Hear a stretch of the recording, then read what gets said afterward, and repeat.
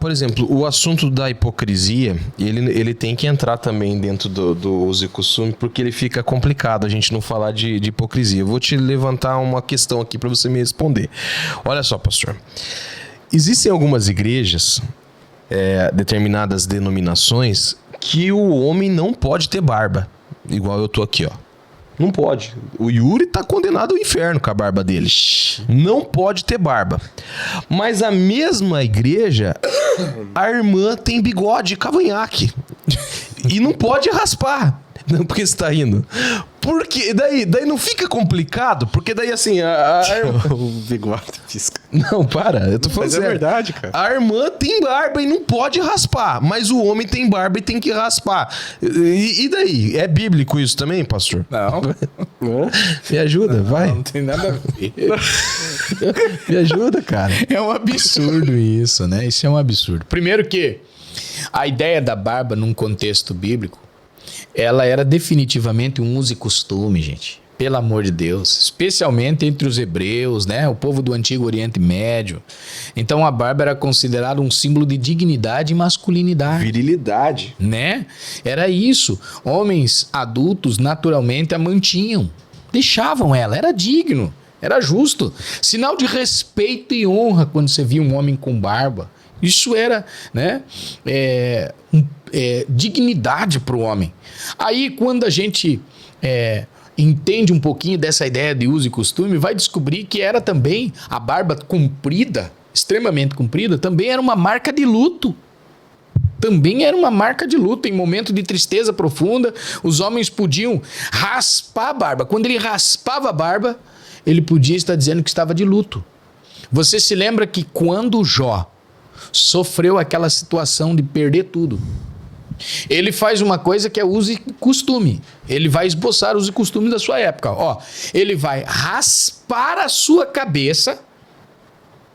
Tá vendo aí? Capítulo 1 de Jó, versos 20, 21 e 22, se não me engano. Né? Raspou a sua cabeça, possivelmente a sua barba. E ele vai fazer uma coisa que não é costumeiro a gente ver aqui nos nossos dias. Ele pega o manto e rasga o manto. Não é mesmo? Como se fosse o Incrível Hulk lá rasgando sua roupa. Ele rasga isso. O que ele está fazendo? Era uma questão cultural. Era uma questão de esboçar uma reação de alguém que estava sentindo uma profunda tristeza, angústia, dor, luto. Né? Havia perdido seus filhos, perdido tudo ali. Então ele rasga o manto, né? Prostra em terra. Coloca o rosto no chão. Então ele vai mostrando aqui uma série de situações que não dá pra gente fazer disso uma doutrina e eu chegar aqui e dizer, William, a partir de hoje, quando você estiver triste, rasga essa camiseta aí. Raspa a sua cabeça. É questão de costume. Usos e costumes que são temporais, são daquele tempo, não é pra agora. Costume do povo hebreu. Então essa ideia da barba, né? Todo mundo, mas a barba. Vamos ver então a questão bíblica. Eu tomei nota aqui para falar disso, ó. Referência bíblica, ó. Que o pessoal usam aqui, ó. Levíticos 19, 27. Não cortareis o cabelo em redondo, nem danificarei as extremidades da vossa barba. Lei que protegia a barba. Tá vendo aí? Segundo Samuel 10, versos 4 e 5, quando Davi enviou um mensageiro ao rei dos Amonitas, rapou-lhes a metade da barba, ó, ficou só a metade. Não é mesmo? Isso foi considerado tamanha ofensa que quase causou guerra. Davi mandou que ficassem em Jericó até que tornasse a crescer a barba. Vocês vão ficar aqui porque isso aqui foi desonra para vocês. Não podia ter acontecido isso. Não é mesmo? O Salmo 133 e 2, aí nós já vamos ver aqui a comparação aí, né? A unção de Arão, ao óleo precioso que descia sobre a cabeça, que desce sobre a barba do Arão, né? Lá no Monte Hermon, todo mundo conhece o texto. Então, proibições. Haviam leis específicas, tá? Para cortar as pontas da barba, possivelmente para diferenciar os israelitas das práticas pagãs, porque tinha uma cópia muito parecida entre o paganismo. O paganismo sempre se assimilou, chegou muito próximo dessa ideia. Portanto, no contexto bíblico, manter a barba era apenas costume, mas também tinha significado religioso e cultural profundo. Então não tem nada a ver com doutrina, né? Agora, se lá na sua igreja proíbe, né, você usar bigode, usar barba, respeite isso, mas entenda que isso não é doutrina. E não só respeitar essa questão de costume da sua igreja, como respeitar os outros que têm barba. Respeita os outros, respeita os barbudos. Por quê? Porque não é doutrina, gente. Para com isso. Agora, o que nós estamos vendo? A nossa igreja aqui não pode ter barba. Aí eu saio e vejo um irmão barbudo na outra igreja e digo, você tá errado, você vai pro inferno. Irmão, pelo amor de Deus. Para de ser juiz. Você não é juiz. Quer fazer uma observação? O nosso amigo Saponga, o urso. Pô, cara, se o Yuri com essa barba pequena aí já tá, imagina eu onde é que tô. Ô Lia, mas olha só, cara, se você pegar esse fio da meada aí, você, falando de você desconstruiu essa parte de religiosidade a partir de que ponto? Por que eu pergunto isso? Porque falando de algumas instituições, igrejas, muitos falam, põem o uso e costume, mas falam que isso é pecado. E não é pecado. Claro. E aí quem está errado? Ok. Eu desconstruí isso, Yuri, quando eu passei a conhecer a Bíblia por estudá-la e não só por ouvir citações. Tá certo? Eu desmembrei a ideia de só ouvir e passei a ler, me tornei um bereano. A ideia do bereano era, eu tô ouvindo e tô papirando. Eu quero ver, eu quero ler, eu não quero só ouvir. Tem muita gente que hoje se pauta no evangelho, Yuri, caminhando só pelo que os outros dizem. Gente assim nunca tem consistência, não tem raiz, não tem identidade, William. Entende? Eu preciso conhecer o livro que eu tenho na minha mão. Então, depois que eu mergulhei para o conhecimento me libertou. Aí eu sentei com pastores. Eu cheguei com ele. Pastor, eu queria sanar umas dúvidas. Eu chamei meu pastor para uma conversa. Eu queria sanar uma dúvida aqui, pastor. Ele disse, por favor, fique à vontade. Isso aqui não é costume? É. Isso aqui é doutrina, sim ou não? Sim. Então por que isso aqui considera-se pecado, se é uso e costume? Pecado não seria essa questão se fosse doutrinária? Sim. Então, quando é que isso se torna pecado? Quando eu pego aquilo que é uso e costume e eu uso isso para confronto. Eu não respeito, prefiro me rebeliar contra dentro da igreja que tem o costume, que tem o uso. Aí sim eu vou incidir em pecados, porque eu estou pecando com a rebeldia, indo contra. Entendeu? Então, isso aqui é uma questão de raciocínio lógico. Se eu entendi que isso é apenas uso e costume, é um dogma, ou um sistema, porque hoje o sistema está regendo e pesado, né?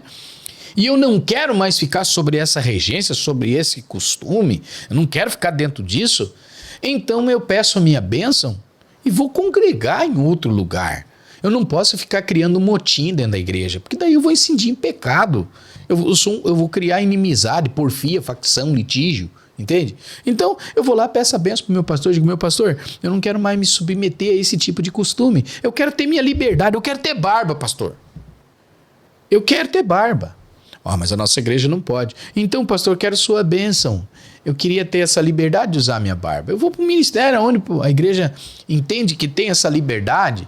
Estou numa igreja de Cristo que tem as doutrinas, né?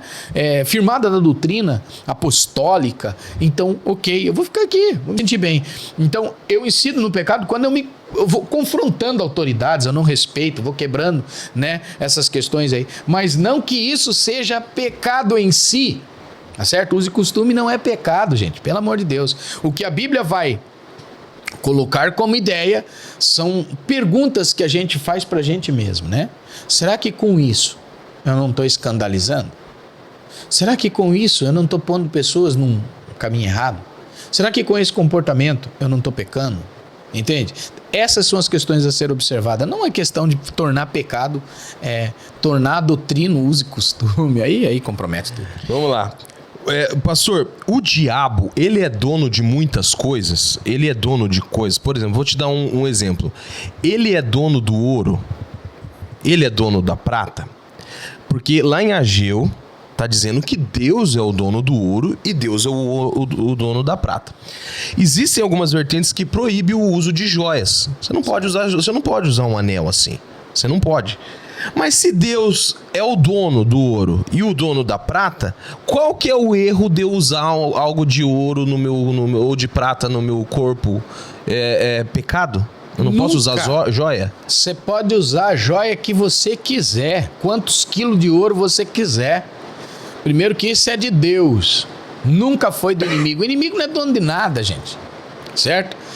O que é problema? Eu estou mostrando para você o que pode e o que não pode. O que é problema? É quando as joias que você usar servir de uma ostentação a ponto de humilhar os outros. Então não use. Imagine você chegar na igreja, né? Sentar do lado do irmãozinho, tadinho, que não tem, né? Nenhum poder aquisitivo, nunca teve o poder para ter aquisição de uma joia, e eu sento do lado dele virado em joias. Aquele irmão vai se autoconstranger por conta disso. Gente, aqui acontece cada coisa, né, mano? Vai. Você tinha que ter uma câmera pra registrar isso. Não, vai, cara. O Yuri veio galopando aqui, vai. Yuri é terrível, né?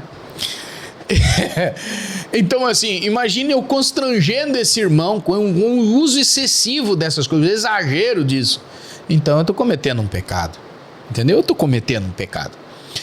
E até porque muita gente não sabe nem a história do brinco, né? Não sabe nem de onde surgiu, né?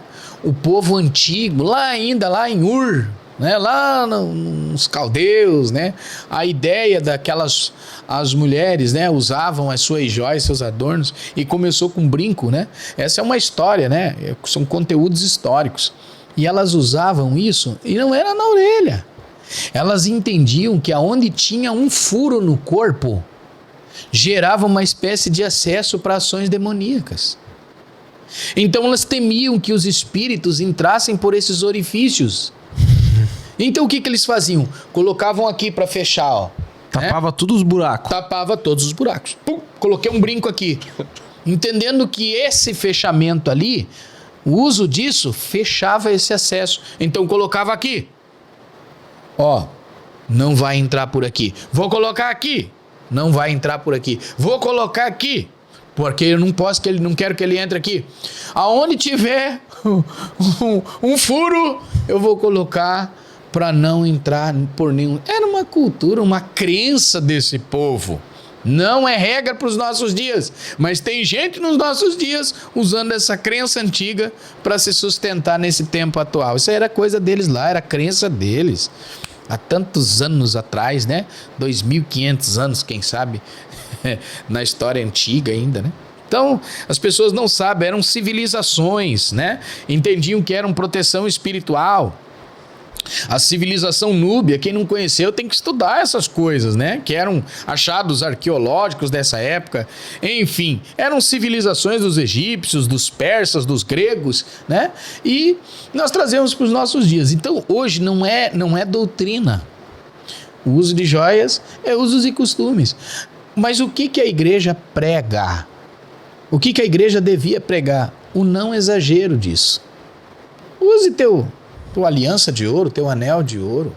Use lá tua gargantilha, né? Tua pulseirinha. Use. Não há mal nenhum se você tem condição de usar. Use, não é pecado. Pecado é eu com isso me auto-sustentar em vaidade, achar que eu sou o máximo. Não é mesmo? Porque tem gente, William, que você há de concordar comigo, que ele colocou um anel de ouro na mão, ele é o cara, né? Os holofotes têm que estar nele. Agora eu tô com uma corrente de ouro, né? E tal. Já virei isso, já virei aquilo, me tornei isso agora porque eu sou cara. E aí, meu irmão, isso é vaidade, entendeu? Então, assim, você não pode fazer da joia uma idolatria. Tá? Não pode fazer disso um Deus. Daqui a pouco vai construir um bezerro de ouro. Entende? Então, não é pecado, não é contra. Pelo contrário, se a gente for olhar biblicamente, até Jerusalém foi adornada. Né? O Salomão construiu o templo com ouro de Ofir, meu amigo. É uma diferença do ouro normal para o ouro de Ofir. O ouro de Ofir era o mais caro. Era o top dos ouros. Né?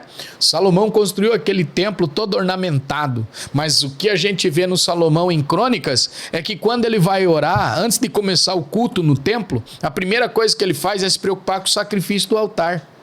Ele põe o sacrifício, ora e pede que Deus responda. O que ele está dizendo? O templo é lindo, tem ouro, todo ostentado em ouro esse templo, mas se não tiver a presença de Deus aqui, não serviu de nada. Entende? Então não é a beleza é vã. Entende? Muitas vezes você vai estar muito bonito pro lado de fora, mas pelo lado de dentro está muito feio. Entende? Então, não é pecado, não tem citação bíblica contrária. A gente precisa entender o que é ética nas questões de usos e costumes. Isso sim está em pauta, não a joia em si. Entende?